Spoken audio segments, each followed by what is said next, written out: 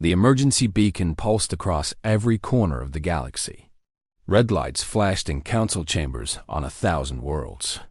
Representatives dropped their meals, abandoned their sleep cycles, and rushed to their quantum communication terminals. The Galactic Council had not called an emergency session in over 300 years. The last time was during the Great Void Plague. Whatever had happened now must be equally terrible. High Arbiter Vexolan of the Triumvirate species stood at the central podium of the Grand Assembly Hall.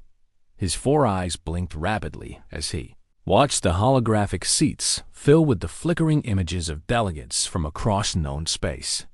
The Corthan delegates materialized first, their crystalline bodies catching the artificial light. Then came the Yulari, floating in their atmospheric containment spheres. The ancient Mechthari appeared next, their mechanical frames humming with the wisdom of 10,000 years of civilization. Within minutes, over 800 species had joined the session. The hall buzzed with confused whispers translated through universal communicators. No one knew why they had been summoned. The official notice had simply stated one word: humans. Vexolan raised his primary appendage to call for silence. The hall fell quiet immediately. Every being understood that emergency sessions were not called lightly. Something significant had occurred, and the High Arbiter's troubled expression suggested it was nothing good. Distinguished delegates of the Galactic Council, Vexolan began, his voice carrying the weight of genuine concern. I have called this session because humanity has made an announcement. An announcement that threatens the very foundation of everything we believe about the universe and our place within it. Murmurs rippled through the assembly. Humanity was still considered a young species by galactic standards. They had only achieved faster than light travel 2 centuries ago. They had joined the Council just 150 years past. Many older species still viewed them as children playing at civilization. Ambassador Threxil of the Mechthari leaned forward in his hovering chair. What have the humans done now? Did they accidentally start another war with their own colonies again? Light laughter echoed through the chamber. Humanity's tendency toward internal conflict was well known and often mocked. They seemed incapable of going more than a decade without some form of major dispute among themselves. Vexolan did not smile. I wish it were something so simple. 3 standard cycles ago, the Human Confederacy submitted their expansion plans for the next millennium. As required by our treaty agreements, these plans were reviewed by our Territorial Assessment Committee. He paused, and the silence grew heavy. Several delegates noticed that members of the Assessment Committee were not present in the hall. Unusual for such a significant meeting. The committee members who reviewed the human proposal are currently receiving psychological treatment, Vexolan continued. 2 of them have requested early retirement from public service. 1 has not spoken since reading the document. Now the hall erupted in genuine alarm. The Yulari delegate pressed against the walls of its containment sphere. What could possibly cause such a reaction? Did the humans threaten us? Did they declare expansion into prohibited territories? Worse, Vexolan said simply. He activated the central display, and a massive holographic projection appeared above the assembly. It showed a map of the galaxy, with human territories highlighted in blue. Their current space was modest, perhaps 200 systems clustered in the outer arm. Nothing remarkable. Then red markers appeared on the map, dozens of them, all in locations that made no sense at all. The humans have announced their intention to colonize black hole stellar regions, Vexolan stated. For a moment, no one spoke. Then Ambassador Yillis of the Corthan Crystalline Collective burst into a sound that their species used for laughter. That is absurd. The translation matrix must be malfunctioning. No species would attempt such a thing. It is impossible. The translation is accurate, Vexolan replied. The humans intend to establish permanent colonies in the accretion zones of stellar mass black holes. They have already begun construction of their first settlement. It is scheduled for deployment within the next standard year. The Mechthari ambassador's mechanical eyes flickered. This must be a joke. Some form of human humor that we do not understand. Black holes are regions of absolute death. Nothing survives there. The gravitational forces alone would tear any structure apart. The radiation would cook any biological life form instantly. Time dilation would make communication with the rest of the galaxy impossible. The humans are aware of these challenges, Vexolan said. Their proposal includes detailed engineering solutions to each problem. Our Science Council has reviewed their specifications, and they found fatal flaws, obviously, the Yulari delegate said confidently. Vexolan's 4 eyes closed briefly. When he opened them, his expression held something that none of the delegates had ever seen on the face of a high arbiter. Fear. The Science Council believes the human plans are viable. The hall exploded into chaos. Delegates shouted over one another. Some demanded the full technical specifications. Others accused the Science Council of incompetence. Several called for humanity's immediate expulsion from the council. A few simply sat in stunned silence, trying to process what they had just heard. Through the noise, a new holographic figure materialized at the speaking platform. A human woman with gray hair and calm brown eyes. She wore the simple uniform of the Human Confederacy's Expansion Division. Her name was Director Elena Vasquez, and she waited patiently for the chaos to subside. Eventually, the delegates noticed her presence. The shouting died down to angry murmurs, then reluctant silence. All attention focused on the human representative. Distinguished members of the Galactic Council, Director Vasquez began, her voice steady and confident. I understand that our proposal has caused some concern. Concern? Ambassador Threxel's mechanical voice crackled with disbelief. You are proposing suicide on a civilizational scale. You are proposing to throw your species into the deadliest environments in the universe. This is not concern.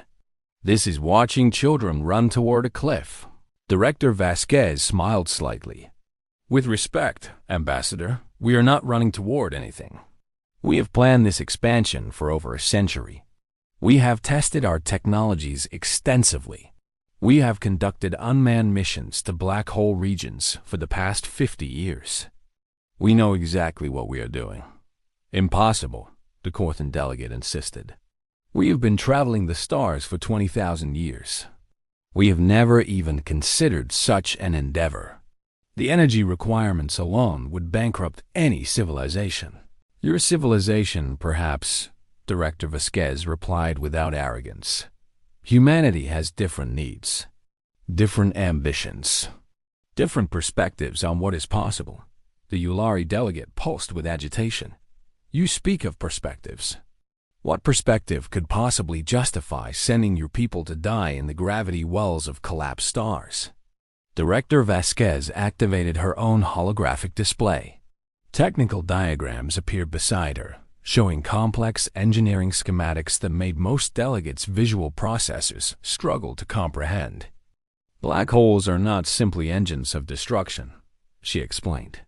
They are the most efficient energy sources in the universe. A single stellar mass black hole produces more usable energy than 1 billion stars. Our settlements will tap into this energy through carefully designed orbital structures positioned just outside the event horizon. The time dilation, Ambassador Threxel interrupted. For every day your colonists experience, years would pass in normal space. They would be cut off from your civilization entirely. Exactly, Director Vasquez said, and her smile widened. That is not a problem.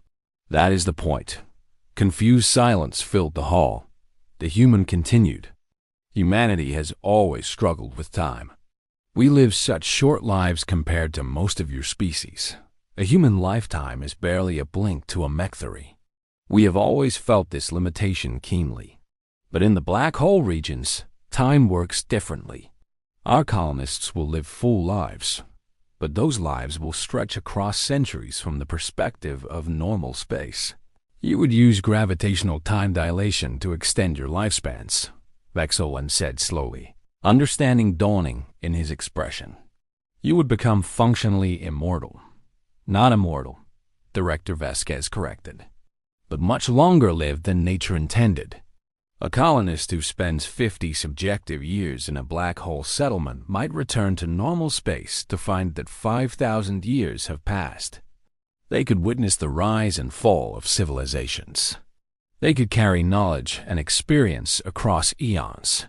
The Corthan delegate's crystalline form vibrated with something that might have been admiration or horror.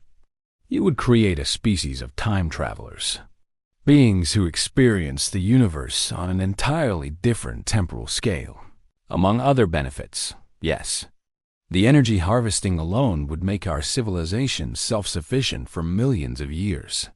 The manufacturing capabilities in high-gravity environments would allow us to create materials that cannot exist anywhere else in the universe. And the strategic value of settlements in regions that no other species can reach or attack is obvious. A heavy silence fell over the assembly. The delegates began to understand the true implications of what humanity was proposing. They were not simply expanding their territory. They were fundamentally changing their relationship with the universe itself. Ambassador Threxel spoke first, his mechanical voice unusually soft. The Mech-3 have existed for 10,000 years. We have built great machines and conquered great challenges. But we have never attempted anything like this. We never even imagined it was possible. Humanity imagines many things, Director Vasquez replied. And then we build them. The radiation exposure, the Yulari delegate pressed. Your biology cannot survive such conditions. Our biology adapts, Director Vasquez said. We have already developed shielding systems that reduce radiation exposure to manageable levels. And our medical technology continues to advance. In another generation, we expect to have genetic modifications that will make our colonists naturally resistant to high radiation environments. You would change your own species, Vexolan said quietly. You would evolve yourselves to survive in conditions that would kill any other being in the galaxy. We already have, Director Vasquez confirmed. Every human alive today carries genetic modifications made by previous generations. We stopped being purely natural millions of years ago. This is simply the next step in our ongoing evolution.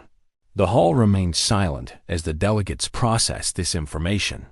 Many species had taboos against genetic self-modification. They viewed their natural forms as sacred or optimal. The idea of deliberately changing one's own DNA was disturbing to most galactic civilizations, but not to humans. Never to humans. High Arbiter Vexolan finally spoke. Director Vasquez, I must ask you a direct question. Why? Why pursue such a dangerous and radical expansion plan? Your current territories are rich and comfortable. You have room to grow through conventional colonization for thousands of years. What drives you toward the most hostile environments in existence? Director Vasquez considered the question carefully. When she answered, her voice carried a weight of conviction that seemed to fill the entire hall. Because they are there. Because no one else has done it. Because humanity has always defined itself by reaching toward the impossible and making it possible. We crossed our oceans when we could have stayed on our shores. We went to space when we could have remained on our world. We traveled to the stars when we could have stayed in our solar system. And now we will go to the black holes because that is the next frontier. That is who we are. That is what we do. The silence stretched for long moments. Finally, Ambassador Threxel let out a long mechanical sigh. I have studied humanity for centuries, he said slowly. I have witnessed your wars and your innovations, your cruelty and your kindness, your foolishness and your brilliance. I have never fully understood you. But today, I think I understand something important. And what is that, Ambassador? Director Vasquez asked. You are not simply exploring the galaxy, Threxel replied. You are challenging the universe itself. You look at the fundamental laws of physics, and you see them not as limits, but as obstacles to overcome. You are not content to exist within the boundaries that nature has set. You insist on expanding those boundaries. Director Vasquez nodded. That is a fair assessment. It is terrifying, Threxel admitted. But it is also magnificent. The Mach 3 vote to allow humanity's expansion to proceed without interference. One by one, other delegations added their votes of approval. Not all agreed. Some species maintained that humanity was committing species-wide suicide and should be stopped for their own protection. But the majority recognized something that they had perhaps always known but never fully acknowledged. Humanity was different. They were not merely another species traveling the stars. They were something new. Something that did not accept the limits that all other civilizations took for granted. As the emergency session concluded, Director Vasquez transmitted the final authorization codes to Earth. Within hours, the first colonization fleet would depart for the black hole designated as humanity's rest. No one knew what the future would hold.